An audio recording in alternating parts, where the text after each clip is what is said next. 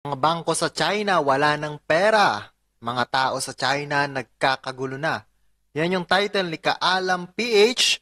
At kung gusto mo ng mga ganitong content na may kasabay kayo sa panonood, subscribe nyo na ako. This is Boy Sausaw, ang Sausawero, sa issue ng iba.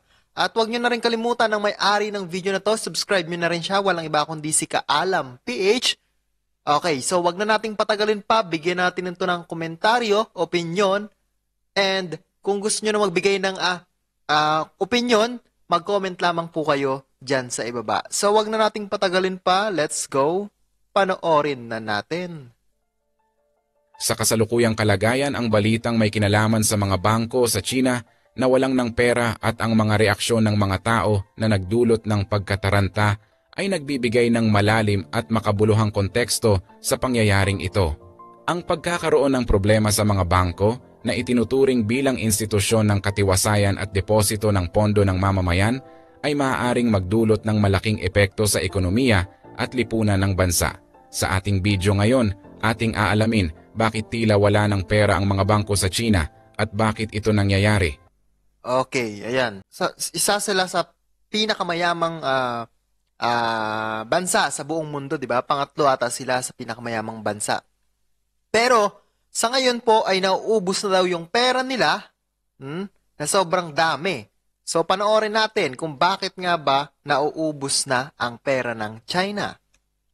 Ito na ba ang katapusan ng kanilang ekonomiya? Babagsak na ba ang China?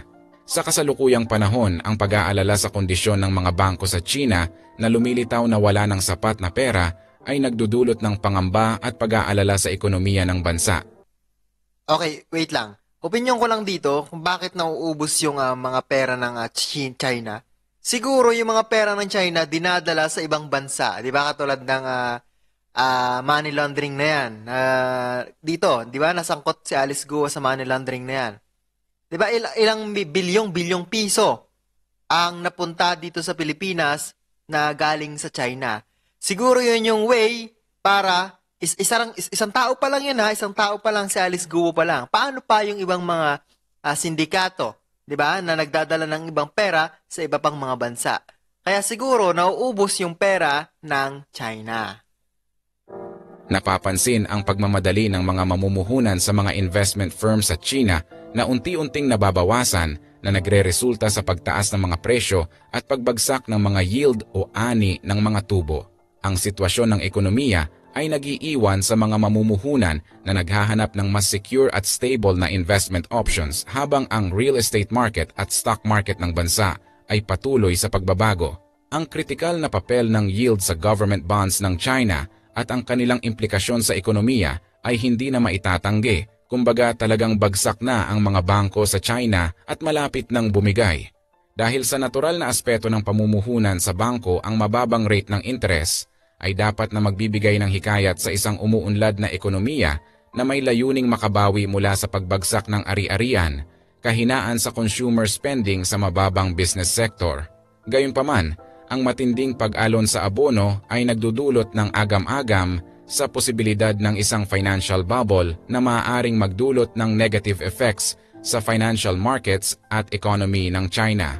Ang babala ng People's Bank of China, PBOC, at ang kanilang pagganap ng pangungutang ng mga abono upang mapababa ang mga presyo ay nagpapahiwatig ng kanilang pagkilos upang maibsan ang epekto ng matinding pagtaas.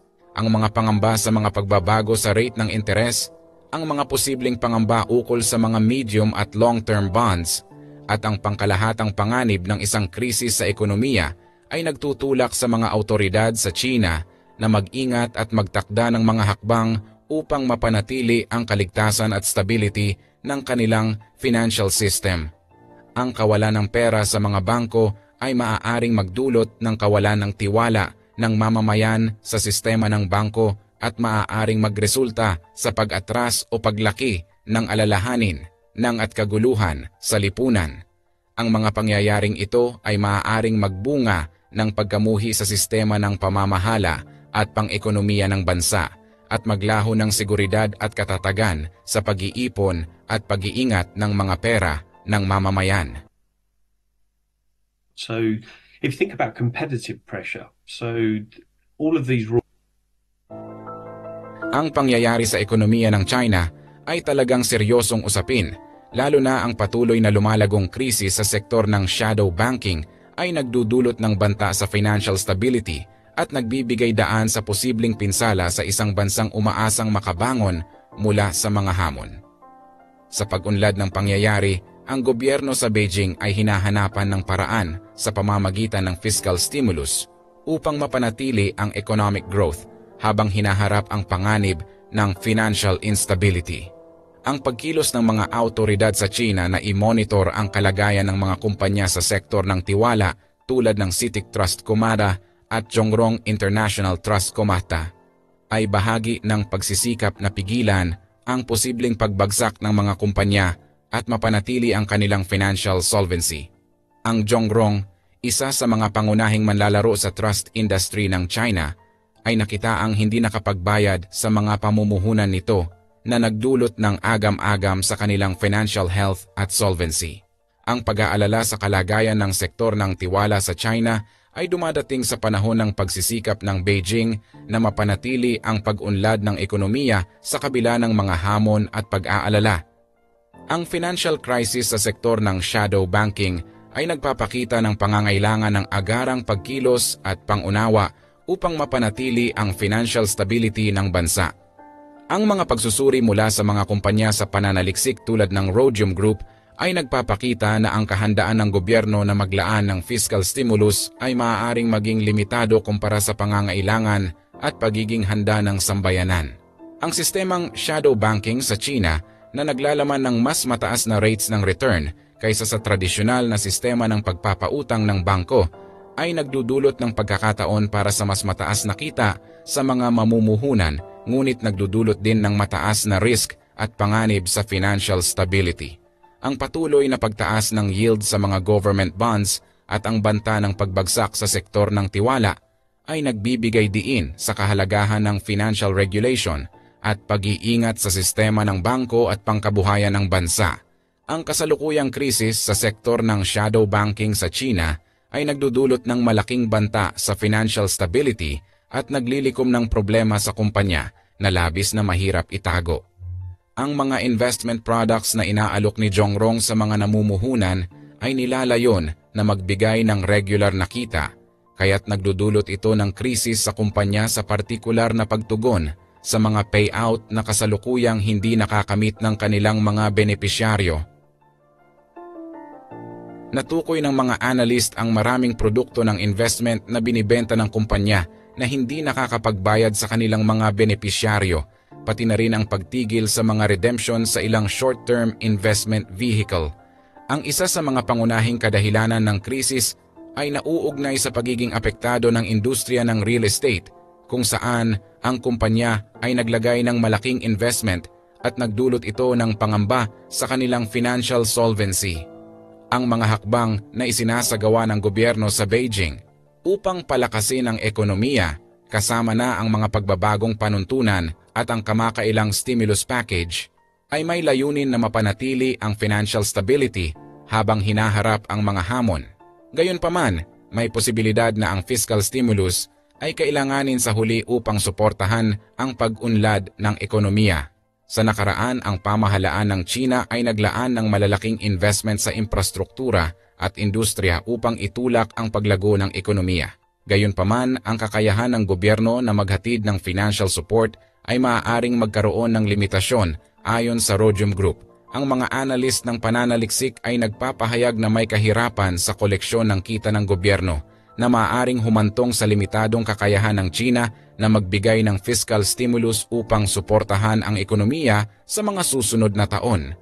Ang potensyal na epekto ng isang krisis sa pagbabangko sa China ay maaaring magdulot ng malawakang implikasyon sa pandaigdigang ekonomiya na posibleng mas malaki kaysa sa naranasang subprime mortgage crisis sa US noong 2007 to 2008. Ito ay dahil sa lawak at pagkakasangkot ng mga bangko sa China sa pandaigdigang sistema ng pananalapi. Ang apat na pinakamalaking bangko sa mundo na pawang mga Chinese ay nagpapakita ng papel ng China bilang pangunahing player sa global financial system sa pamumuno ng Industrial and Commercial Bank of China na may kabuuang asset na $5.4 trillion. Isinasaalang-alang din ang posibleng epekto nito sa mga pandaigdigang supply chain, kung saan ang China ay pangunahing partner sa produksyon para sa maraming multinasyonal na kumpanya. Ang isang krisis sa pagbabangko ay maaaring magdulot ng pagkalito at pagkaantala sa produksyon, pagtaas ng gastos at pagkakaroon ng kakulangan sa supply chain na maaaring makaapekto sa iba't ibang industriya mula sa teknolohiya hanggang automotive at consumer goods. Bukod dito, ang mga pamilihan sa pananalapi ay magkakaugnay, kaya ang isang krisis sa pagbabangko sa China ay maaaring mag-trigger ng domino effect sa iba't ibang bahagi ng mundo. Ang kawalan ng tiwala at pagkagambala sa pananalapi ay maaaring magdulot ng sell-off sa pandaigdigang stock markets, pagtaas ng demand para sa mga asset na safe haven at pagbabago sa kalakaran ng mga merkado ng kredito.